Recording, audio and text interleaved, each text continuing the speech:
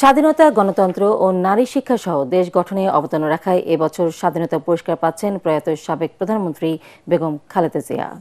জাতীয় পর্যায়ে গৌরবোজ্জ্বল ও কৃতিত্বপূর্ণ অবদানের স্বীকৃতি হিসেবে 15 জন বিশিষ্ট ব্যক্তি ও 5 প্রতিষ্ঠানকে এবার স্বাধীনতা পুরস্কার দেওয়ার সিদ্ধান্ত নিয়েছে সরকার। মন্ত্রী পরিষদ বিভাগের এক বিজ্ঞপ্তিতে পুরস্কার প্রাপ্তদের নাম ঘোষণা করা হয়। মুক্তিযুদ্ধে অবদান রাখায় চট্টগ্রামের ফৌজদারহাট ক্যাডেট কলেজ ও মেজর মোহাম্মদ আব্দুল জলিলকে দেওয়া হচ্ছে মরণোত্তর স্বাধীনতা পুরস্কার।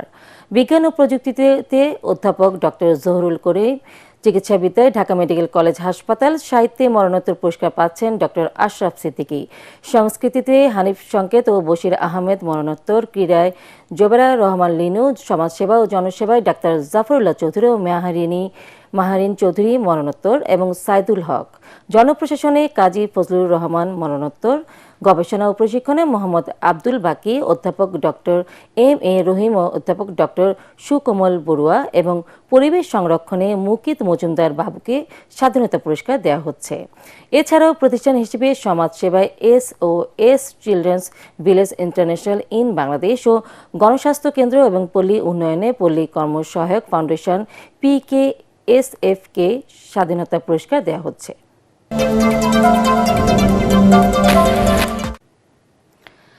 মধ্যপ্রাচ্যের রণক্ষেত্রের উত্তাপ এখন নিয়ন্ত্রণের বাইরে। ইরানের ওপর মার্কিন ও ইসরায়েলি জোটের হামলা আজ 6ষ্ঠ দিনে গড়িয়েছে। এর মধ্যে ভারত মহাসাগরে ইরানি যুদ্ধজাহাজ ডুবিয়ে দিয়েছে মার্কিন সাবমেরিন। পাল্টা জবাবে পারস্য উপসাগরে মার্কিন তেলবাহী জাহাজে হামলা চালিয়েছে ইরান। কাতার ও বাহরাইনের আকাশে চলছে মুহুর্মুহু বিস্ফোরণ। বিস্তারিত জাহিদুল আলমের রিপোর্টে।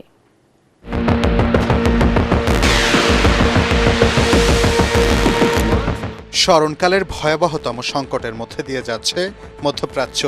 গত শনিবার থেকে শুরু হওয়া মার্কিন ও ইসরায়েলি হামলায় ইরানের নিহতের সংখ্যা ছাড়িয়েছে 1000। তেহরানের একটি হাসপাতালে চালানো হামলায় প্রাণ হারিয়েছে নবজাতক সহ অসংখ্য বেসামরিক মানুষ।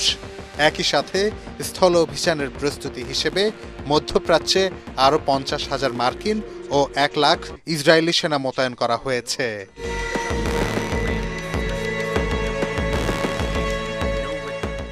এমন হত্যাযজ্ঞের পরেও চুপ ইরানের প্রতিবেশী দেশগুলো, বরং নিজেদের আকাশ সমুদ্র ব্যবহার করতে দিয়ে পরোক্ষ সহযোগিতা করছে আধিপত্যবাদীদের।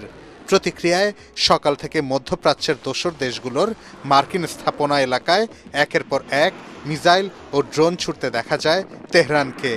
যদিও আঘাত হানার আগেই বেশিরভাগ রুখে দিয়েছে আকাশ প্রতিরক্ষা ব্যবস্থা।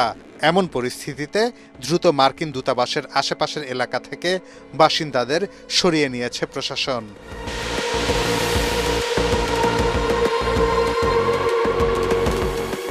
এদিকে সমুদ্রপথেও উত্তেজনা বেড়েছে।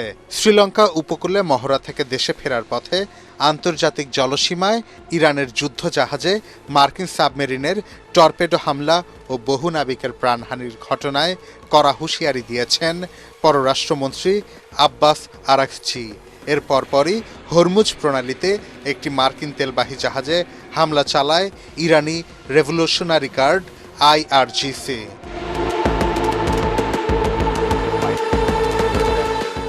এদিকে সাইপ্রাসের ব্রিটিশ ঘাঁটিতে ড্রোন হামলার পর নড়েচড়ে বসেছে ইউরোপীয় দেশগুলো।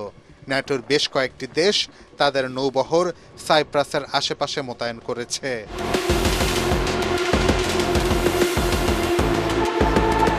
বাইরের মতো দেশের ভেতরেও প্রচণ্ড চাপের মুখে ইরান। বিদ্যুৎ ও পানি সরবরাহ ব্যবস্থা ক্ষতিগ্রস্ত হওয়ায় জনগণকে সাশ্রয়ী হওয়ার আহ্বান জানিয়েছে সরকার। মার্কিন প্রেসিডেন্ট ইরানিদের বিদ্রোহ করার ডাক দিলেও তা অনেকাংশেই ব্যর্থ। লেবাননেও স্থল অভিযান চালাচ্ছে ইসরায়েল। গত 3 দিনে দখলদারদের হামলায় নিহত হয়েছেন কয়েকশো মানুষ। তেহরান বলছে, লেবাননে ইরানের এম্বাসিতে কোনো হামলা হলে ইরানের রাডারে থাকা প্রতিটি দেশের ইসরায়েলি এম্বাসিকে নিশানায় নেওয়া হবে। রাশিয়া ও চীন যুদ্ধকে আন্তর্জাতিক আইনের লঙ্ঘন বললেও সরাসরি সহায়তায় এখনও সায় দেয়নি। যদিও যুদ্ধবিরতির শর্তে বিশ্বজুড়ে জ্বালানি সরবরাহ সচল করার প্রচেষ্টার কথা জানিয়েছে বেইজিং। তবে হামলা পাল্টা হামলায় অনিশ্চিত গন্তব্যের দিকে এগোচ্ছে পুরো মধ্যপ্রাচ্য, সর্বোপরি গোটা বিশ্ব।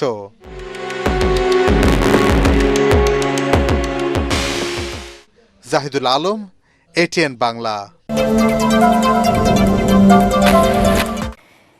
এবার ঈদে 7 দিন ছুটি পাচ্ছেন সরকারি চাকরিজীবীরা। মন্ত্রী পরিষদ বৈঠকে 18 মার্চ বাড়তি ছুটির সিদ্ধান্ত হয়েছে। লম্বা ছুটি হওয়ায় এবার ঈদ যাত্রা আগের চেয়ে স্বস্তির হবে বলে জানিয়েছেন সড়ক পরিবহন মন্ত্রী। স্পষ্ট জানান, ঈদে গণপরিবহনে চলবে না চাঁদাবাজি। অতিরিক্ত ভাড়া আদায় করলে রুট পারমিট বাতিল সহ হবে মামলা। রিপোর্টে জানাচ্ছেন মাহবুব কবির চপ্পল। গত বছর ঈদুল ফিতরের ছুটি ছিল 9 দিন। ঈদ যাত্রা ছিল অনেকটা ঝামেলাহীন। নির্বাহী আদেশের প্রশংসা পেয়েছিল অন্তর্বর্তী সরকার। আলোচনা ছিল এমন ছুটি এবারও দরকার। বিষয়টি নিয়ে আলোচনা হয় মন্ত্রী পরিষদ বৈঠকে।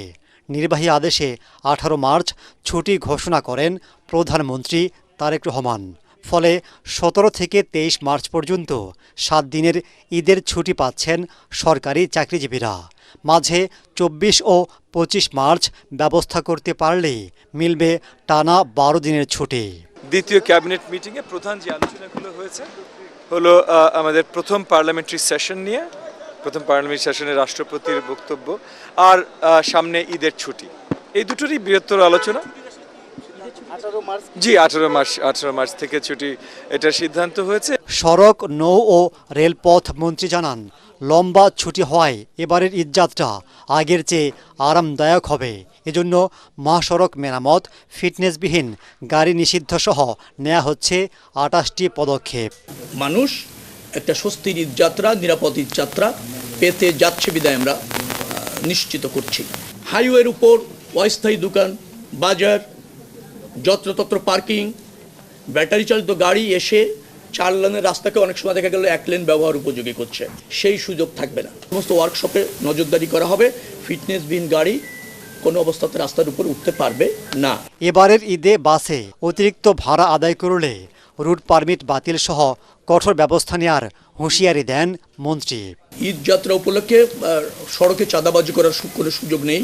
মালিক সমিতি তাদের কল্যাণে একটা চাঁদা নেন, সেটাকে আমি বলছি চাঁদাবাজি নয়। নির্দিষ্ট ভাড়া নির্ধারণ করে আছে, সেই নির্ধারিত ভাড়ার চেয়ে 1 টাকা বেশি নিলে আমাদেরকে জ্ঞাত করেন, তার দৃষ্টান্তমূলক শাস্তি হবে, তার রুট পারমিট ক্যান্সেল করা হবে, তার রুট পারমিট থাকবে না।